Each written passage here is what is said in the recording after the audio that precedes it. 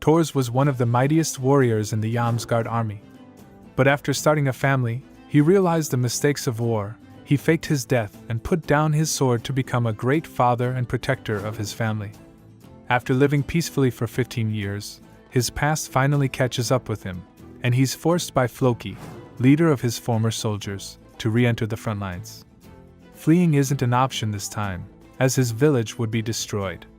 However, Floki wasn't very truthful in his demands. He hires mercenary leader, Askeladd, to kill Thors instead to pay for his war crimes 15 years ago, unbeknownst to Thors, and our story continues. Thors is one of the greatest soldiers in the Viking army, but has quickly realized that the life of war and battle yields nothing but horror.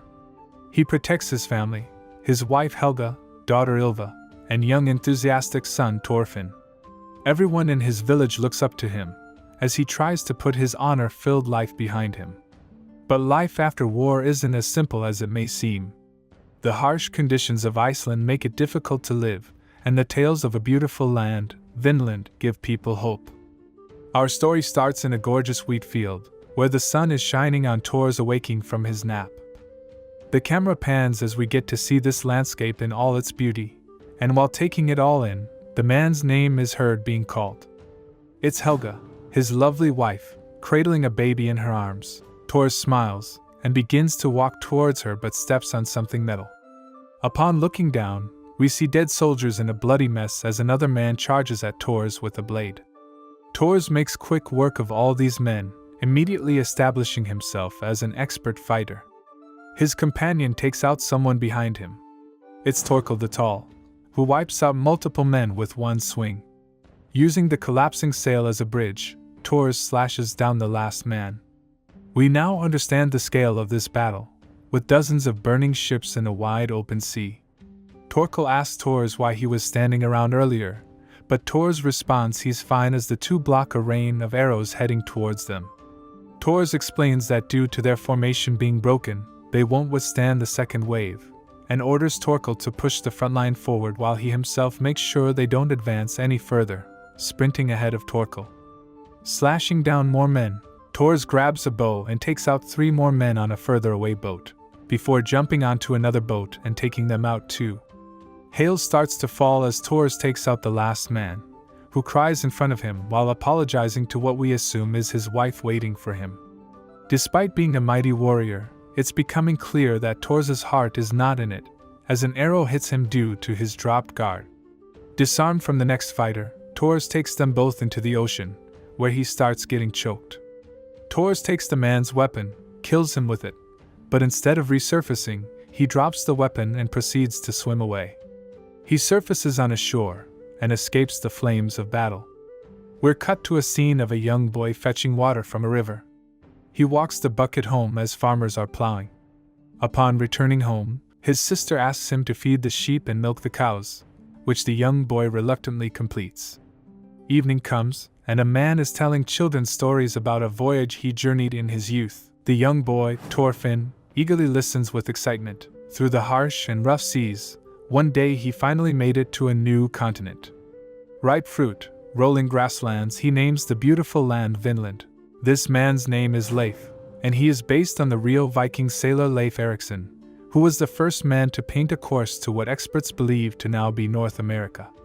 Ecstatic, the children have dozens of questions for him. He explains not only is it bigger than Iceland, but also warmer too, with green land as far as the eye can see. The headwear he currently has on is actually a gift from the natives that they met on that land. Suddenly, Thors returns home. Thorfinn compliments Leif, who responds that the little man should join Leif on his travels when he's older. But the boy eagerly wants to join him now.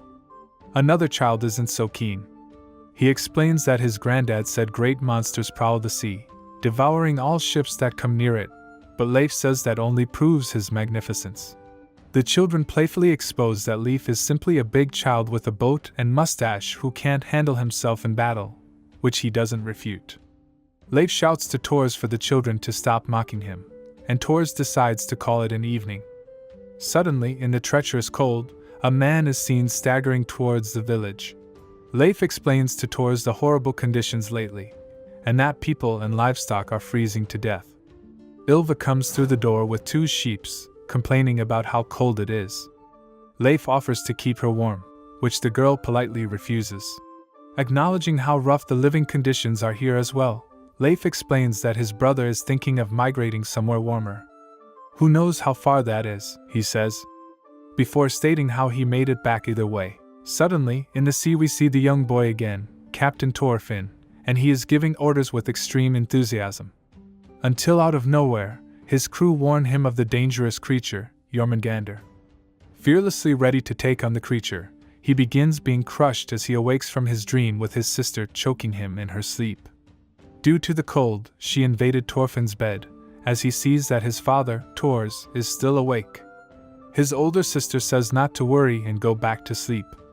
Shoveling snow off the roof, the daughter complains that they should buy more equipment to make this easier, but Thors explains that's not how they do things. Unfortunately, the young girl slips off the roof, luckily not injuring herself. However, she sees something is buried and frantically begins digging. It's the man who was staggering here earlier, with a slave collar on his neck. Thorfinn is sitting near Leif, and asks him how much of the story was true. Offended, Leif says all of it was. Thorfinn says he'll believe it if he sees it, and demands to accompany him on the journey. Leif explains that's not what believing something means, and if he's so eager he should tell his father to take him on the warship station over there. But Thorfinn explains his father is too stingy to allow that. Leif corrects that his father is not stingy. He simply knows the danger of the sea. When migrating to Greenland, Leif was stranded around ice. They ran out of food, and ate ice to distract them from their hunger. All they could do was walk, until only Leif remained. And Thorfinn wonders why they go through so much to live on a frozen block of ice in the middle of nowhere. Thors brings the frozen man in, telling his wife Helga to boil some water. Removing his clothes, his body is completely ridden with frostbite, along with scars. Trying to resuscitate the man, the daughter wonders whether the man is already dead, and says taking in a runaway slave will only cause them trouble. Answering Thorfinn's question, Leif explains that their ancestors lived east in Norway, and the current generation fled here to Iceland. Norway, a land where the sea never freezes, is a fine land with great protection, until a man named Harald appeared. Conquering many villages with his army, he became the self-proclaimed king of the United Norway. He gave an ultimatum: pledge allegiance to the king, or leave Norway. Many were uncomfortable with his tyrannical rule, and fled here to Iceland. Angered by this story, Thorfinn calls Leif a liar, since his father would never run away from such a situation. Barging through his home door to confront his father about the story, he sees him occupied with this man. Finally, the man gets his breath, and Thors asks for his name, but the man simply says he is too cold. Asking where he's from, the man begs not to be taken back to Halfdan, exposing that he traveled over the mountains to get here. The man cries, explaining how much he hated being there. Another man barges into the house. Halfdan has arrived at the village, and only Thors can deal with him. They're looking for the runaway slave. Halfdan explains that chains were made for humans. Not gold or silver, but iron chains. He asks the men if they have any idea where the slave might be, but one enthusiastic man claims Halfdan is just picking a fight before unsheathing his blade. It's explained that they constantly have issues with these men. Another man responds in fury, since he is the one who severed his arm in the last battle. People try to restrain the two men, but as the other draws his weapon, chains are sent around his blade as Halfdan proceeds to scar his face for breaking the law. Halfdan resumes his questioning, asking where the slave might be. The slave is in a daze, peacefully relaxing in a beautiful green land, as Thors tries to keep him conscious. The slave begins responding as if they were his mother and father, and how he's gravely missed them since they were all sold. Thors begins explaining that Vinland is real. Warm, green, and beautiful. Thorfinn realizes the tales are true. Halfdan barges into the house, demanding the return of the slave as Thorfinn is ushered away by his mother. The daughter tries to claim their innocence, but is interrupted by Thors asking for the price of the slave. 2 young sheep, Halfdan responds, and Thors immediately offers 3 instead. Halfdan refuses, as he needs to make an example of him. How about 4 then, he responds. Thorfinn silences his army man and says 8 sheep instead. Thors accepts without hesitation. 8 sheep for a dead man, Thorfinn cannot refuse. Thorfinn spectates in disbelief. Ylva is angry and sad. They traded 8 sheep for that man, who immediately died. Thorfinn finally asks if they truly fled here. Thors responds yes, that is the story. Thorfinn then asks if somebody were to run away from here, where would they go? As Thors simply pats him on his head, an army is shown, with a scarred general leading them, while foreshadowing a chest with daggers locked inside. Is this army heading towards their village? Subscribe to find out in the next recap. This has been King Cap Anime. Vinland Saga is a great action-based anime, based on the true stories of the Vikings in the 11th century. I'll see you in the next one, Kings. Vikings are bathing in the open, a weekly tradition they have on Saturdays. Under the river's surface, English troops who knew of this tradition sneak up on their village, ambushing the naked men. The village is ransacked and many Danes are murdered, while the village burns to the ground. In Thors' village, children are practicing war with wooden weapons. The fight moves elsewhere, as we see Thorfinn laying on the ground with his friend, complaining about how he always dies so fast. They speak about Valhalla after death, and how you won't get there without being a great warrior. Leif interrupts them with his laughter, saying they'll catch a cold if they die on the snow. Thorfinn is jealous, since Leif is setting off to sail tomorrow. He's taking goods to trade for wine and other things, and Thorfinn wants to accompany him but is declined. Suddenly, Leif tells Thorfinn to get a message to Thors. A warship is coming, and it's a big one. Thors is trying to fix a metal bowl, but is struggling to get the technique down, and the others say he's simply too strong for it. Thorfinn runs past screaming for his father, and informs him of the huge warship coming in. Many organized, disciplined men with golden eyes on their black axes patiently wait for Thors. Thors arrives, and presents himself to these warriors of Yarm. The captain takes off his helmet, and all the troops bow to Thors.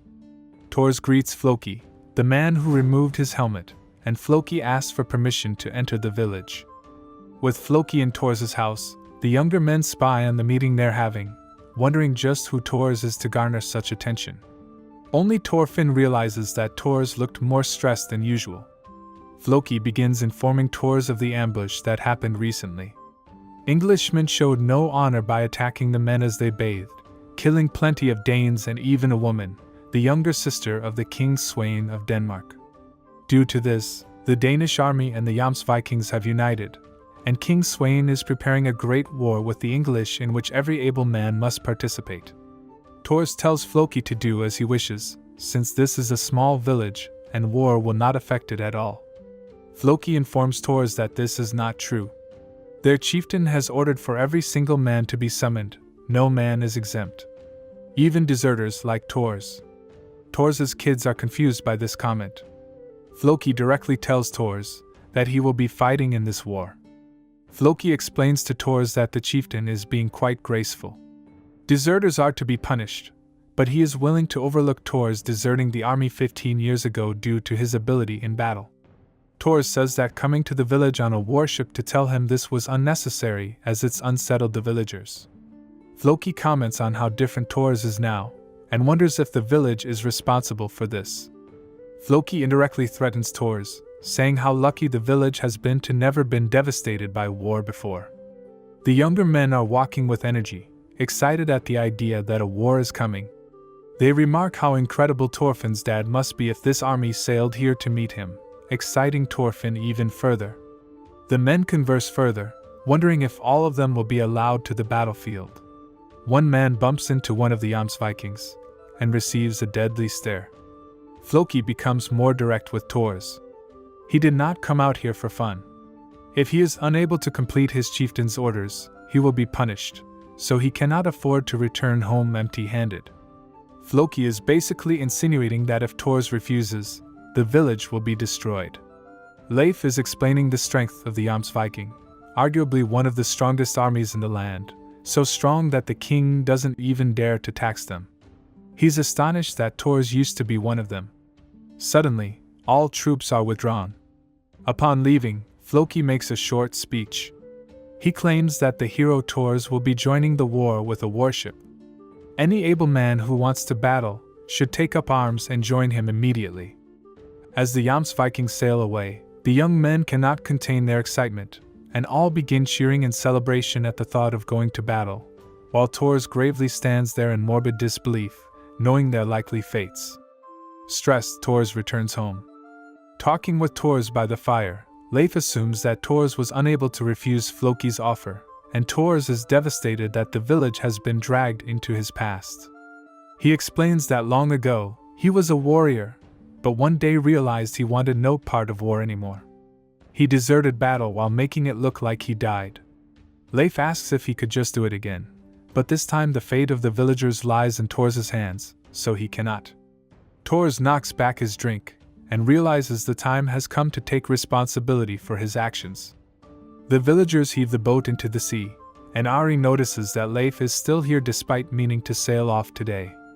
Leif explains that he now has to sail a convey next to the warship instead due to Thors' orders, and is confused that everyone is so excited about going to war. Sparring once again, Thorfinn is mercilessly beating the children with his sword. Despite being hit in the back, he turns and smacks the attacker again. After being told Thorfinn has already lost, he slaps this kid around the face too. Thorfinn angrily walks away, wiping the blood from his nose. While setting the sail up with his men, a man calls Thors over to look at his kid's arm. He explains that his arm is broken, and they're going too far in the sparring, but the kids explain that it's Thorfinn that's getting too rough. Thors apologizes for his son's actions, but the other father laughs and explains that kids will be kids, before praising Thorfinn for dealing such damage to kids years older than him. He further explains that Thorfinn definitely has Thors' blood in his veins and will become a great fighter one day. The young men are looking at their new weapons, and complimenting how good each other look. Thorfinn watches in envy. He throws his wooden weapons on the ground at home and desperately searches for a real weapon. His sister tells him that Thorfinn is too young, and won't be going to war with the men. Suddenly, Thorfinn finds a chest. Inside, he finds a dagger, and after unsheathing it he is mesmerized in its beauty. Suddenly, Thors grabs the dagger off him, cutting his hand in the process. Thors asks Thorfinn why he wants a weapon, and Thorfinn explains to kill his enemies. However, Thors teaches Thorfinn that he doesn't have any enemies, nobody deserves to be hurt, no one at all. Thorfinn gets angry, saying his father is lying to him since he is soon sailing away to kill enemies himself, before running away. Helga bandages his hand before Thors tells her to look after Thorfinn while he's gone. The next morning, Leif is commenting how the sea is perfect for sailing, before we're cut to another village. Men are playing a game of hit the priest, and throwing axes with their weak hand to hit him. One man tries to encourage the soldiers of Yarm to share a drink with them, but they don't even respond. Inside a hut, Floki is scolding the leader of these troops for their lack of discipline, before we're introduced to Askeladd. Askeladd explains that his men are simply bored, and don't like Christianity, but wants to get down to business immediately. Floki sits down, and explains that Askeladd will be paid in 5 pounds of gold, but won't pay anything if he doesn't receive the body of his target. The ship and cargo can be taken, but the body must be given to Floki. The man he is ordering him to kill is revealed to be Thors. That's all for this one, Kings. Be sure to subscribe for the next episode where things start kicking off. I'll see you all very soon.